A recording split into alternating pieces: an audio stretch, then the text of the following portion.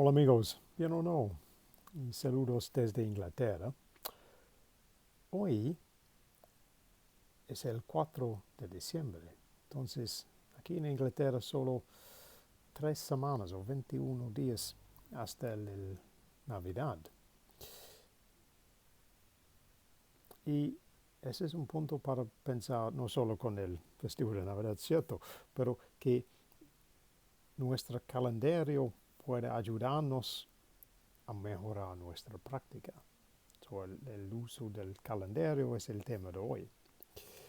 So, hello again from England.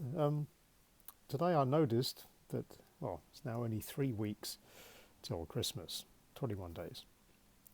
Now that in itself is a very exciting idea, but also really the thing I'm going to talk about today is remember to use your calendar to help you. Because one of the things we have when we're trying to learn our new language is to be consistent with the practice. We talked about different ways to try and find small amounts of time within your day to get some kind of practice in, even if it's just listening. But also it's worthwhile trying to give yourself some kind of plan for where you want to be in another, well, month, 2 months, whatever. Because if you have a plan, there's less debate on a given day as to what to do.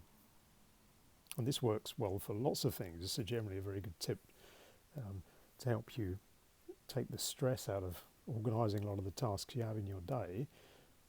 Just to have a list of the 5 most important, start with number 1, work your way through them. Because you don't have to decide about it. You've already taken the decision. It's the things on that list. But as far as our language practice goes, if we set ourselves reasonable targets, so clearly fluency in a week is probably a little bit unrealistic, but if we pick something that we're going to do in another month, we have an event that we know is coming up. This is particularly interesting because then you're very accountable to the event, that particular day. So you know that on that day I'm going to be meeting this group of people and I'm going to have to speak in the language on that day because I'm going to go, say, to the party or whatever. I'm going to have to speak. So you have time to practice. You can look at what you need to say, get some idea about that, cut that up into chunks, if you like, so it's easier to practice. So like in a week, I need to be able to do this. 2 weeks, I want to be able to say this. 3 weeks, yeah. These kind of tips, it sounds very obvious, but if we don't take the trouble to organise that before we start, we can end up with, oh, I've got an hour to practice today, or I've got some time I can practice, I really want to improve, but we're not doing it in a structured way, so we're losing out on the repetition, and we're in danger of having periods where we're either lots of practice this day, nothing for weeks, lots more practice again, and it can kind of move around there rather like a roller coaster. So you might have points where you feel very energetic and you've done lots of practice and you think you're making good progress, but then you haven't done any for a long while, and then it's kind of, how do I get back into that? So I would argue that if you can look at your calendar honestly,